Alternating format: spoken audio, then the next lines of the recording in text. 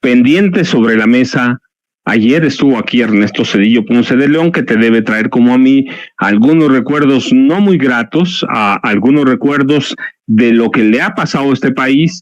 Las connotaciones políticas son clarísimas, ¿no? De un personaje que además aborrece gran parte del país. Así es. Yo creo que, fíjate, que esta visita de Zedillo ha pedido, nos ha permitido recrear, aunque sea en el imaginario, una suerte de intercambio epistolar involuntario entre el presidente López Obrador y el Ernesto Zedillo, porque tú sabes que antes de la llegada de Ernesto Zedillo, el presidente, a sabiendas de que estaba en puertas la llegada de Zedillo a México, le formuló 3 preguntas, ¿no? Es el tema del FOBAPROA, el tema del aparato judicial y la economía, ¿no?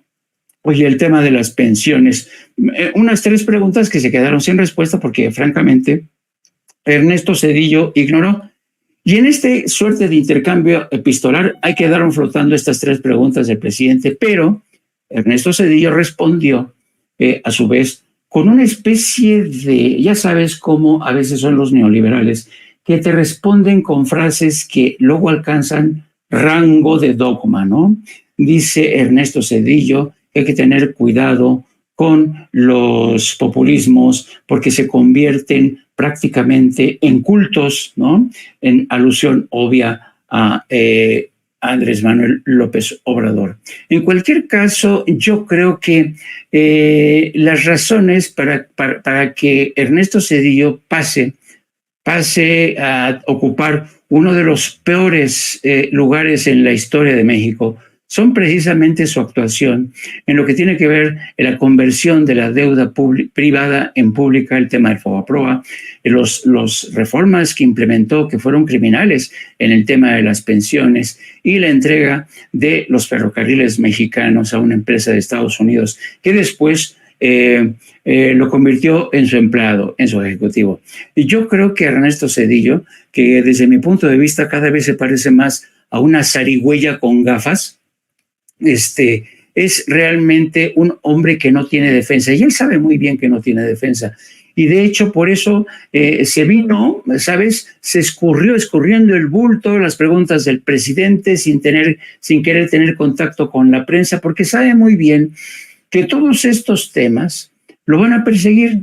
De hecho, cuando era aún presidente en funciones, querido Paco, Ernesto Zedillo, cada vez que Ernesto Zedillo realizaba una gira de trabajo en el extranjero, por ejemplo, yo me acuerdo muy bien, cuando venían las ruedas de prensa conjuntas de Ernesto Zedillo con jefes de Estado, de gobierno, los temas inevitables eran los crímenes de Agua Blancas, todos estos crímenes que estaban ahí, la violación de derechos humanos, en fin, yo creo que Ernesto Zedillo difícilmente va a poder escapar a su pasado. Y tan no va a poder escapar a su pasado que precisamente la decisión de alguna manera jugar a las escondidillas con la prensa, ahí en la hacienda de los Morales, su decisión de no contestar preguntas, de no responderle al presidente de México, es la confirmación para mí de que Zedillo sigue huyendo de ese pasado. Pero ¿sabes qué?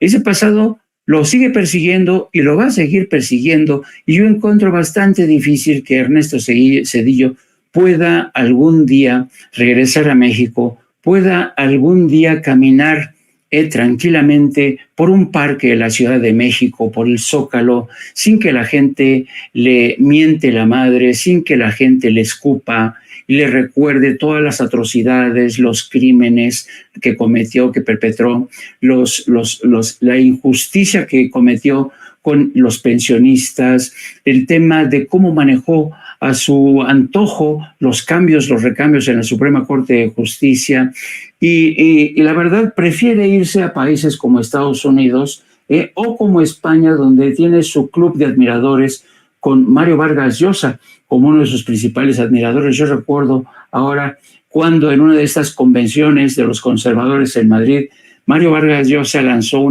una encendida defensa a favor de Ernesto Zedillo, dijo Mario Vargas Llosa: yo creo que Ernesto Zedillo se ha cometido una tremenda injusticia con él. Ernesto Zedillo debe ser reconocido como un héroe de la democracia en México, porque gracias a él se terminó el PRI, gracias a él se dio paso a una transición a la democracia, patatín, patatal, como tú quieras presentarlo, pero ya sabemos que el señor Vargas Llosa, el pobrecito, desde hace un tiempo tiene maltrechas sus facultades, a tal grado que se llegó a enamorar de Isabel Presley, fíjate nada más.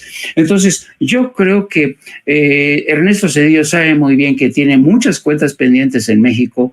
Yo no creo que Ernesto Zedillo lo veamos en un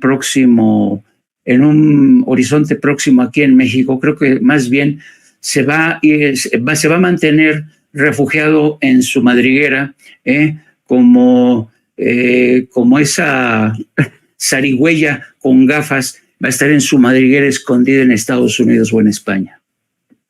Viniendo como ladrón, Jaime, ¿qué vas a tratar en No apto para cínicos? En No apto para cínicos, fíjate que está causando muchísima reacción el tema de las listas de plurinominales del PRI y el PAN, que es una vergüenza. Francamente, aquí te das cuenta cómo es la repartición en el seno de estos partidos, que se protegen los unos a los otros, se cubren sus vergüenzas. Vamos a hablar de este tema. Vamos a hablar precisamente también de cómo Donald Trump se está convirtiendo en el candidato inevitable y los problemas serios que tiene Joe Biden, llevando también por delante el tema del número especial que le dedica The Economist al tema de la frontera con México.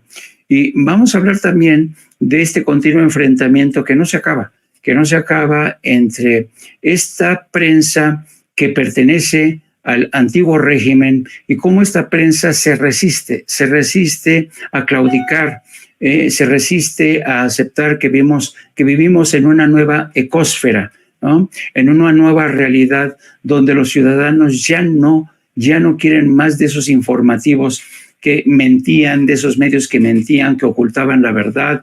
El famoso pacto del 2011, ¿te acuerdas? Cuando Felipe Calderón consiguió que todos los medios de comunicación, los directivos, los periodistas se hicieran harakiri para no decir nada relacionado con la violencia brutal de su gobierno en la guerra que nos metió. Y vamos a hablar un poco de ese tema, querido amigo don Francisco. Pero además, fíjate, Jaime, no solo aquel pacto, tú recuerdas, Televisa le creó